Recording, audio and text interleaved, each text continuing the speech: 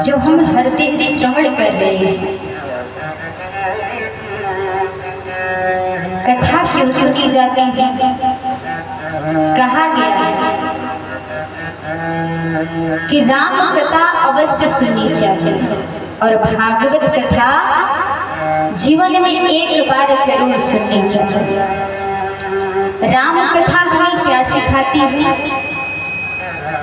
जीवन जीने का तरीका, व्यवहार, हमारे व्यवहार कैसे होने चाहिए, हमारे विचार कैसे मिलने चाहिए, हमारे संबंध कैसे होने चाहिए, हमें कितने मर्यादा में रहना चाहिए, ये राम कथा सिखाती है। और भागवत कथा जीवन में मुक्ति देने वाली, अर्थात राम कथा भक्ति का द्वार है और भागवत कथा मुक्ति का द्वार है। तो दोनों ही अवश्य सुननी चाहिए। और आप लोगों के ऊपर कितनी बड़ी कृपा हुई कि दोनों एक साथ श्रवण कर रहे हैं।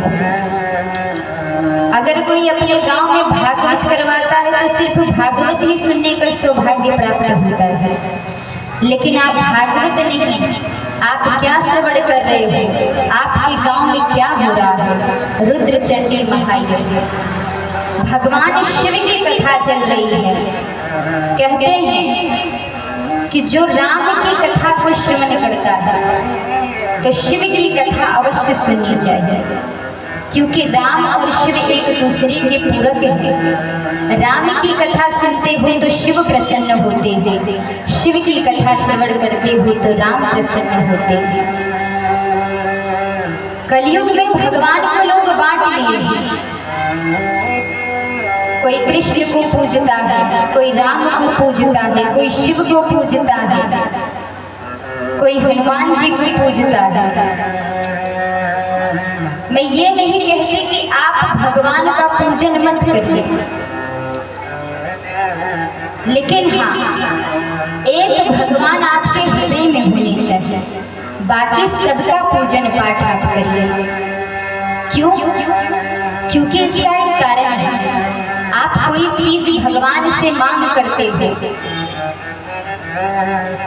तो आपको खुद नहीं पता चलेगा, क्योंकि एक दिन आप पूजा करने बैठे, कोई बता दिया भैया गांव के बाहर में एक पीपल का वृक्ष है, वहां जाओ, कलया बांध दो, मनोकामना पूरी हो जाती है। अब आप पूजा तो कर रहे हो, लेकिन जल्दी जल्दी में मनोकामना पूरी हो जाए वहां भी पहुंच जाते हैं। तो आपकी इच्छाएं तो पूरी हो जाएंगी, लेकिन आपको स्वयं नहीं पता चलेगा कि किस भगवान ने हमारी इच्छाओं को पूरा किया है। तो एक ही हृदय में होना चाहिए, जैसे पति एक ही होता है और बाकी सब क्या होते हैं? हिस्सेदार, नातेदार, रिश्तेदार होते हैं ना। तो जो पति को स्थान पत्नी देती है वो क्या सबको देती है? नहीं। तो एक भगवान को हृदय में रखिए और हृदय से, मन से भगवान का नाम लीजिए। और इसीलिए कहा गया है कि कथा श्रवण करने से ही पता चलता है कि भगवान कितनी कृपा करते हैं, किस भक्त के ऊपर करते हैं। कई बार होता है कि लोग इच्छा तो रखते हैं कि भागवत सुननी ही सुननी है। एक बार एक गांव में एक मैया जी थी, उन्होंने अपने पुत्र से कहा हमारी बड़ी इच्छा है भागवत सुनने की। बेटे ने कहा ठीक है, अगले महीने भागवत रख देंगे। जैसे ही तैयारी होने लगी भागवत की कि उसी समय माता जी की मृत्यु हो जाती है। बेटे को बड़ा कष्ट हुआ, मेरी माँ की इच्छा थी कि मैं भागवत सुनूं, वो भी नहीं करवा पाया है। तो आप तो किसी की मृत्यु हो जाती है तो फोटो रख करके आप हमें भागवत सुनवाते हो, लेकिन कहते हैं फोटो रख कर तो आप भागवत भले ही सुनवाते हो, लेकिन जीते जी अगर इस शरीर से, इस कानों से अगर भागवत सुनकर आप चले जाओ तो वही कल्याण करेगा। जीते जी तो हम भगवान का नाम नहीं लेते, लेकिन मरने के बाद बड़ी बड़ी इच्छाएं लोग पूरी कर देते हैं। एक उम्र हो जाती है कि माता पिता को भागवत सुनाओ बैठा कर, लेकिन संतान तब विचार नहीं करता। लेकिन जब मृत्यु हो जाएगी तो कहते हैं कि मैया का उद्धार हो जाए भागवत सुन के। ठीक उसी प्रकार से अभी तो आपके हाथ पांव हैं, आप स्वयं आ सकते हो। और हम कहते हैं कि संतान के ऊपर आप विश्वास करके बैठे ही क्यों हो कि हमारा पुत्र हमें भागवत सुनाए तो हम सुने। जब स्वयं आपके हाथ पांव हैं, स्वयं आप सामर्थ्य हो, तो फिर किसी और की उम्मीद पर क्यों बैठना। जब एक उम्मीद लेने का समय आता है ना, तो संतान भी साथ नहीं देता।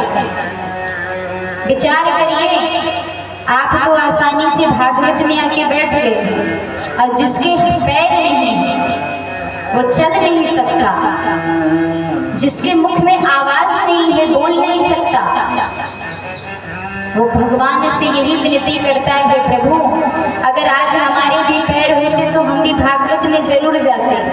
अगर भगवान मुख होता तो हम भी आपका नाम लेते। लेकिन ये सौभाग्य उनको नहीं मिल रहा है। फिर हम अपनी आंखों से देखते हैं, लेकिन फिर भी अंधकार में डूबे बैठे हुए हैं।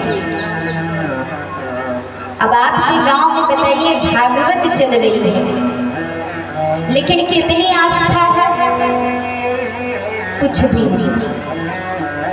और यही एक ऐसा गांव देखने को हमें पहली बार मिल भी रहा है कि अब हम लाउड स्पीकर के जरिए ये कहे कि दूर दूर तक आवाज जाए कि बड़ी पब्लिक भरी है, बड़े भक्त बैठे हैं, तो वो भी नहीं कह सकते।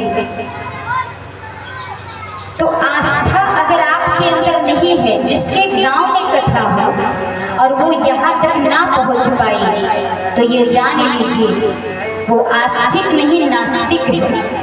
जिसके हृदय में भगवान ना हो, क्योंकि जो हर दिन भगवान का पूजन करता है, भगवान का नाम लेता है, ऐसा हो नहीं सकता कि वो भगवान के चरित्र को ना सुने।